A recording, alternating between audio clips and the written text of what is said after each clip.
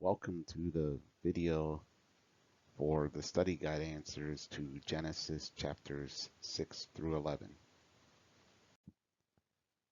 To whom does the term sons of God refer? There's two different groups of people this could be referring to. The first group is men from the line of Seth. They would have been righteous men, so they would be sons of God because of their righteousness. The second group would be angels. And sometimes in the Septuagint and some other more ancient writings, it will actually say angels of God. So in ancient Hebrew times, even early Christian times, many scholars thought that this was referring to angels. And then a little later, scholars started thinking that it was more men from the line of Seth. And then in the most recent times, they've kind of swung back to saying that that is actually referring to angels.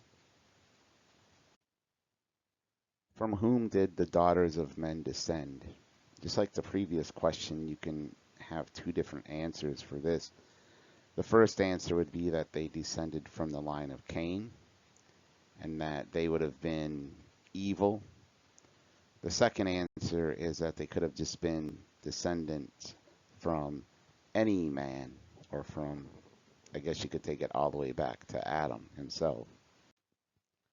What could the expression took to themselves wives of all which they chose suggest about the sons of God?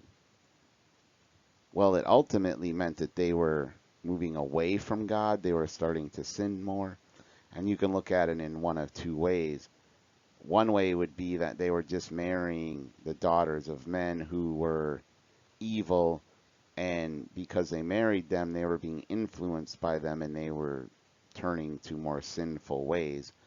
Another way you can look at it is that they were taking multiple wives, and that goes against God's original plan, which was for a man to leave his mother and his father and cling to his wife, and they would become one flesh.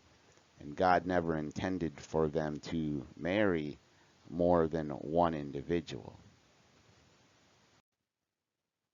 Genesis 6:6 states that God was filled with sorrow and regret for creating humankind on the earth. Does God have feelings? And sometimes this verse will be translated as he was sorry for creating mankind. But I would say God doesn't have feelings in the sense of how we think of feelings. And a good example was take love.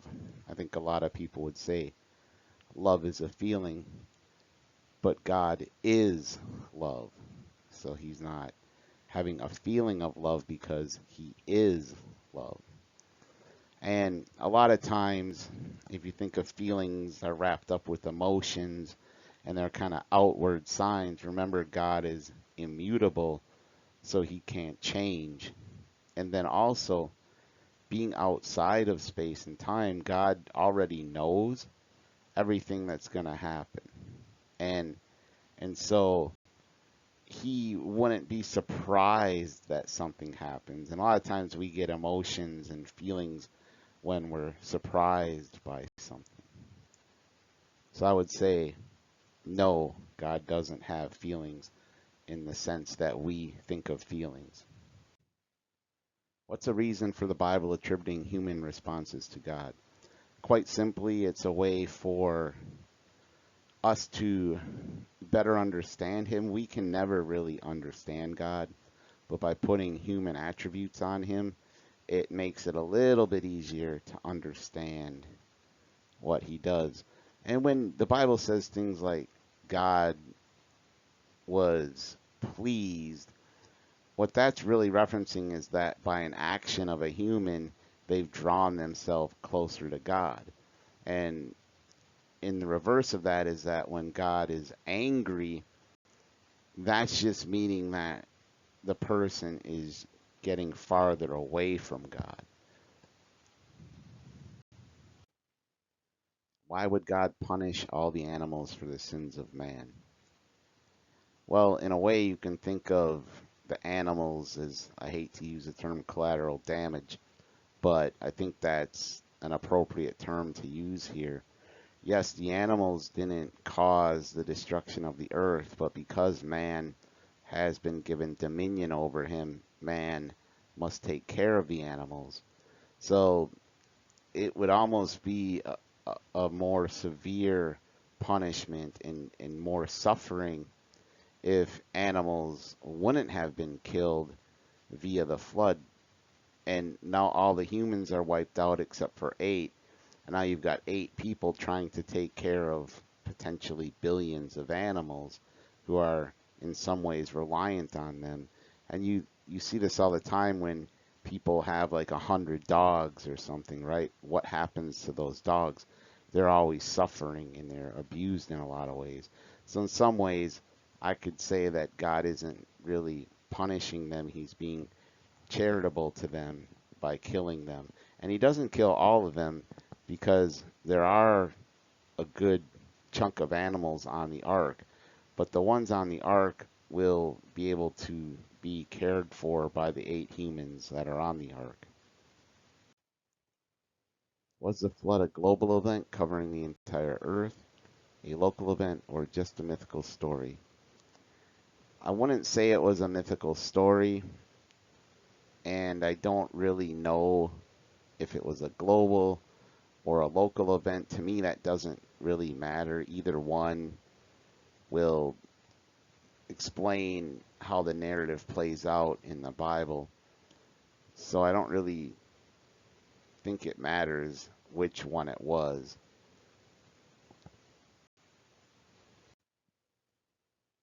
Flood narratives like the Bible's exist in many cultures. How does the presence of multiple flood stories impact the validity of the Bible's account of the flood? For me, it doesn't, and if anything, it makes a case stronger that there was a flood.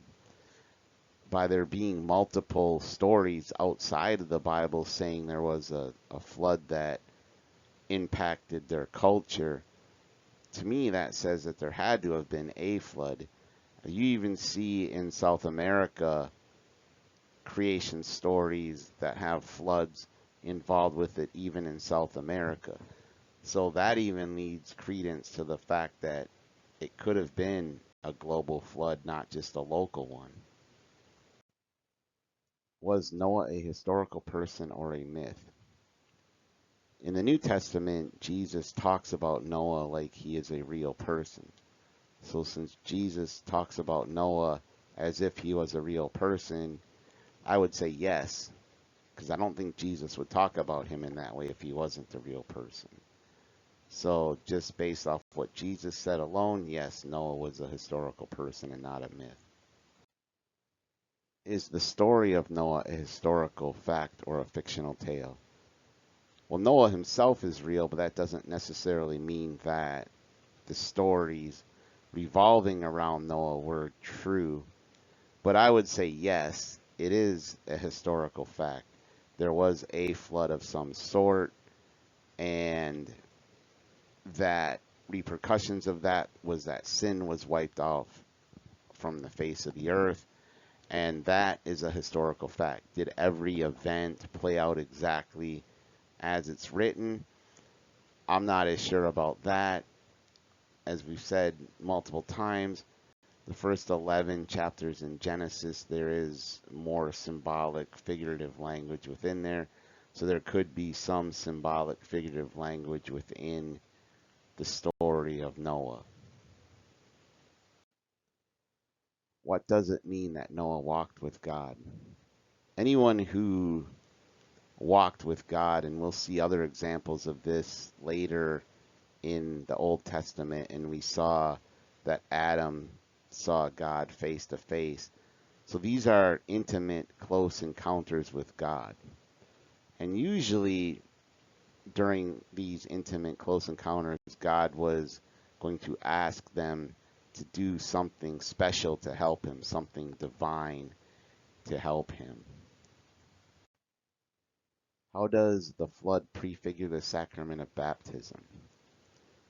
The actual waters of the flood washed away the sins of the world via killing the people who were sinning. And then the ark was saving the human race.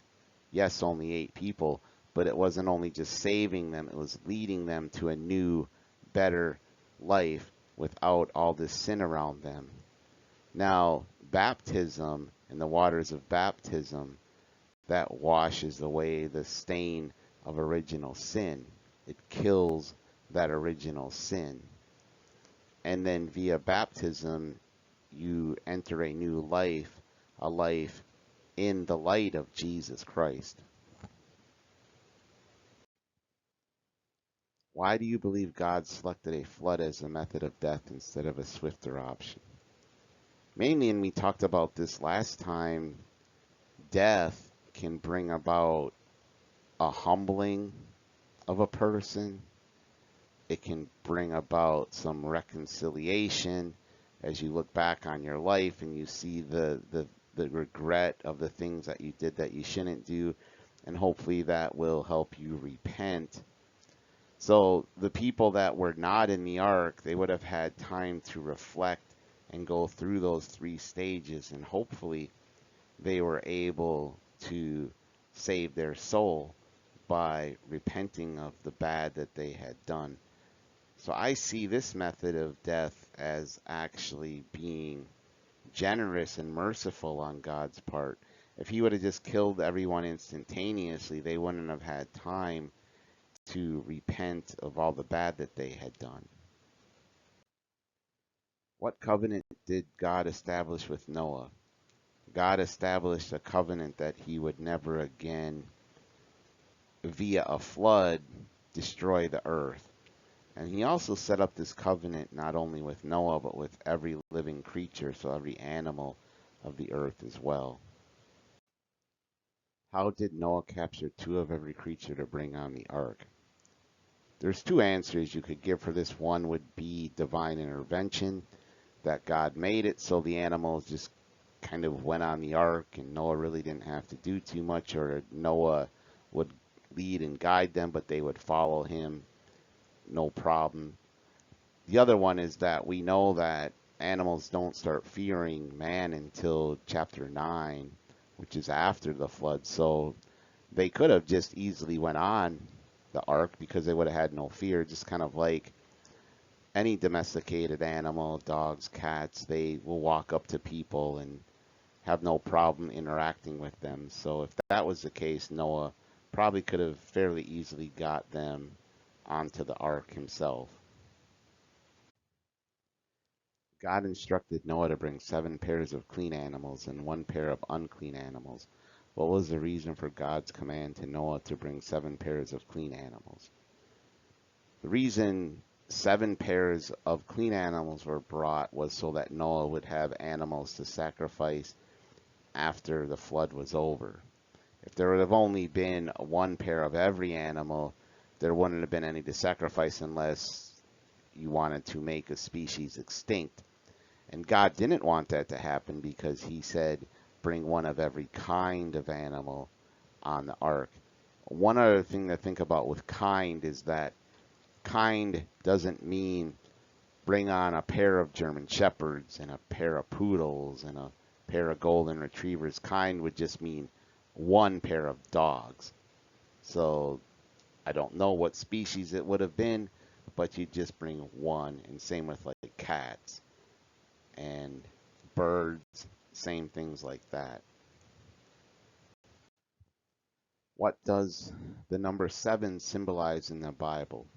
7 symbolizes perfection and completeness. And we see this with that creation was over 7 days, and on that 7th day it was complete. And as we saw throughout the whole narrative, it was good and then became very good, so it was perfect as God created it. And we also see that even through Jewish traditions, when you look at that they have a Sabbath year. In that 7th year, any slaves or debts were forgiven, and so that would complete those debts. You'd no longer have them, or it would complete your service to your master, and now you were free. So 7 was basically, and we'll see this at other places throughout the Bible, is perfection and completeness. The first time the number 40 appears in the Bible is when it rains for 40 days and 40 nights. What is the biblical significance of the number 40? 40 shows up a lot. Even in the New Testament, Jesus was in the desert for 40 days. 40 days usually is a period of trial and or struggles. And it's a time of purification and preparation. And then you'll see that there's fasting, almsgiving, praying. Those are all things that you do to help purify you and prepare you for, like Jesus with his ministry, or Noah and his family preparing them for all this time they're going to be on the ark. And then we saw at the end they had another 40 days, and that was going to prepare them for their life after they got off the ark. So you see 40 is very common in the Bible, and it's very, very powerful, that number 40. What is the similarity between 40 days of nights of rain and Lent? I think of it as like at Lent we're asked to do more fasting, to do more almsgiving, to do more praying. And as I said in the video, I think Noah and his family would have been doing a lot of those things. If you think about it, they would have been fasting in that they only had a limited amount of food, so they would have had to probably eat a little less. That would be your fasting. Almsgiving, you can almost guarantee that they had given up lots of their worldly materialistic goods to go on the ark. They probably couldn't take everything with them. And when we're doing alms, that's what we're doing. We're giving away some of our materialistic wealth to others. So they would have been doing that as well. And then, of course, praying.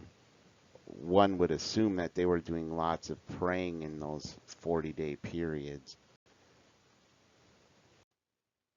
In what ways does the ark prefigure Jesus? Well, the wood of the ark saved the human race. While it was only 8 people, the human race was still saved. Whereas the cross of Christ saves the whole world. Then the side of the ark, when that was opened, that allowed the animals and the human race to escape the flood. Whereas Jesus' side being opened allows us to escape sin. And when the flood was over, the animals emerged from that side to start a new life. Whereas with Christ's side being pierced, we're allowed to start a new life similar to baptism and living through Christ. And the blood and the water that flowed out of Jesus when his side was pierced, the water is a symbol of baptism, whereas the blood is a symbol of the Eucharist. Why did the raven and the first dove return to the ark, but not the second dove? Well, the first dove and the raven didn't find suitable land to build a nest or live off of, whereas the second dove did. God allowed Noah to eat flesh, suggesting that the righteous may not have consumed animals before the flood. Why did he choose to grant this now? It's thought that prior to this moment, righteous people would not have eaten meat and would have still been following what Adam and Eve were doing in the Garden of Eden, which is just consuming fruit. And the reason why that now they'd have to eat meat is quite simply that any plants, they had lost their nutritious value by all the salt water, so there would be no nutritional value to them. So the only way to survive from this point on, at least for a little while, would have been to eat the meat and the flesh of animals. The rainbow represents the covenant between God and Noah. Why are covenantal signs important? They're more important for us than anything else in that it's good to have a materialistic, tangible way of remembering something. And signs are meant to be a remembrance and to see that, yes, God is upholding his end of the bargain. And we see this even with the seven sacraments. They all have signs, materialistic signs. And if you think about it, to learn something well, it's better to use more of your senses. If you see something, if you smell something, and you touch something, if you can do all those things, then you will understand something better. So it's actually a grace and a gift that God gives these kind of signs because it allows us to better, more fully understand the meaning behind them. Ham saw the nakedness of his father. What does this mean? It could just mean what it says, that Ham was just looking at his father who was naked, but the Hebrew expression of that usually meant an incestual sort of sexual sin. So either Ham castrated Noah, he could have sodomized Noah, or he could have raped his mother. Why would Ham do this to his father? I think the answer is pretty simple in that I think he wanted to dominate his family or even take control. And Noah would have been the patriarch. So in order for Ham to gain control of his family, he would have to make his dad submit and show dominance over him. And we see this happening in the animal kingdom all the time. These sorts of things happen, and it's a way to show dominance and to take control. So I think that's why Ham did that to his father. Why wasn't Ham himself cursed? Because God gave Ham a blessing, and God is much greater than Noah, so a curse Noah would give to Ham wouldn't have any effect. And I think Noah realized that. But by cursing Ham's sons and all of his offspring, he could have an effect there because God only blessed Ham, not all of his offspring. Noah drank alcohol and got drunk. Is drinking to excess a sin? Anything you do in excess is gluttony, and gluttony is one of the seven deadly sins. So yes, drinking to excess would be a mortal sin. Now in Noah's case, since he was the first one to drink wine, it probably wouldn't have been a mortal sin, more what we call as Catholics a venial sin. Does Noah bear some responsibility for what happened to him because of his drunkenness? Regardless of if Noah knew drinking that wine would make him drunk and he'd pass out and would end up naked or not, that's beside the point. I would say no, that Noah didn't deserve what happened to him. He didn't deserve that violent, brutal act to happen to him. No one does. Just because someone sets themselves up or puts themselves in a situation where something bad could happen, it doesn't mean something bad should happen to them, or if something bad does happen to them, they're responsible. It'd be the same thing of saying, like, you hear this happen, a girl goes to a party, she gets drunk, and then she gets raped. I don't think anyone would say that she's responsible for that. Yes, maybe if she hadn't gone or hadn't drank alcohol, that wouldn't have happened. But that's beside the point. Just because you, if you want to say getting drunk is an evil, just because you've done an evil act doesn't mean that gives somebody else the right to perform it or do an evil act on you. So no, Noah bears no responsibility for what happened to him, regardless of if he knew that he was going to get drunk and pass out or not. What was wrong with men building the Tower of Babel? Building the Tower of Babel was wrong for two reasons. One, that men were trying to use materialistic means to get to God, and they were showing pride in wanting to be like God. In a way, it's the same sin that Adam and Eve committed by eating of the fruit.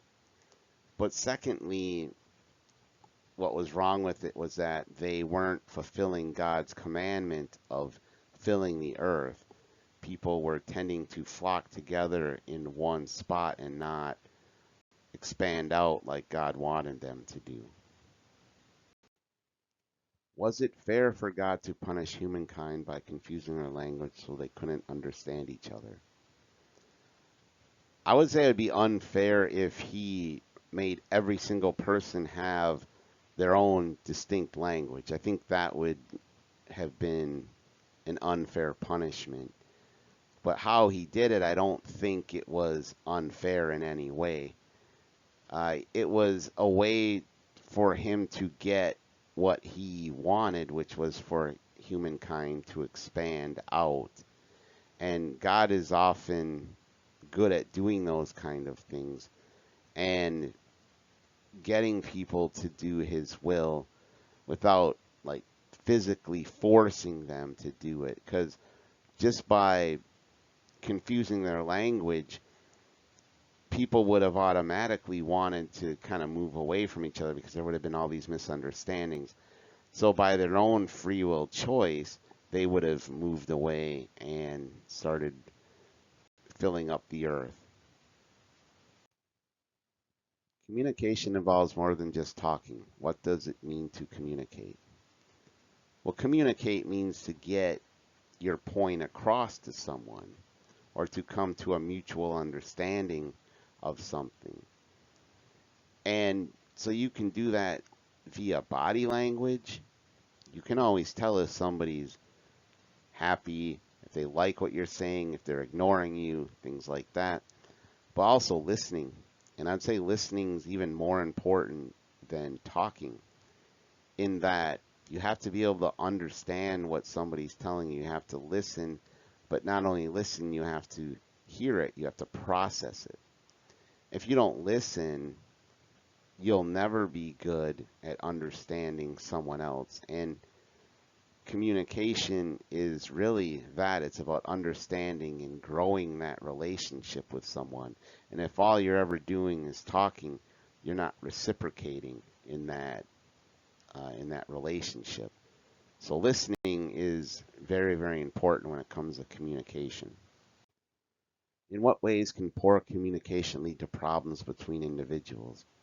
Well, it ends up leading to people making assumptions about things that they shouldn't, and getting the wrong viewpoint about something. It leads to conflicts, it leads to war, it leads to all sorts of issues. People start assuming things if they don't talk to somebody about it. And unfortunately, because of our sinful natures, we tend to assume the worst.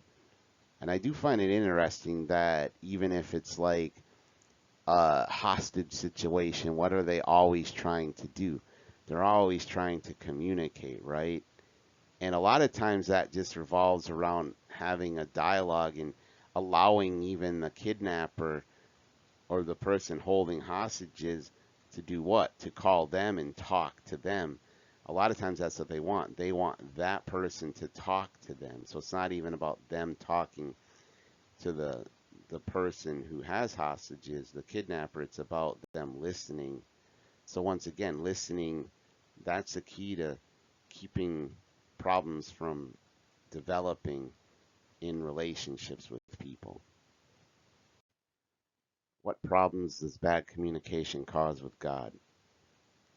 Well, since God is a person like we are, a lot of the same problems that we would have with bad communication with an individual human or a group of humans are the same kind of problems you would get with God. So more than anything, it splinters relationships, bad communication. So if you don't communicate well with God, you won't have a good relationship with him. You talk to God via praying, but one of the most important things is also listening, right? And it's very, very important to just spend some time in contemplation and some time just quietly thinking and reflecting on God. And by doing that, a lot of times He will communicate and talk to you. But if you don't take that time to meditate, to be quiet, and just maybe not even think anything, just open up your mind, those are the times God will talk to you. And we live in a society where it's constant noise, constant chatter. So it's getting harder and harder to listen to God. But it's very, very important that we listen, listen to God, because He will tell us good things. The Israelites descended from which of Noah's sons? Shem. So they were from the line of Shem. And as we saw, most of the people that are conflicting with the Israelites of the time Genesis would have been written, those are from the line of Ham. Well, that's it for the question and answers to the study guide questions for Genesis 6 through chapter 11. I'd like to thank everyone who's been watching the videos, and I look forward to posting the next set of videos next week. Till then, bye.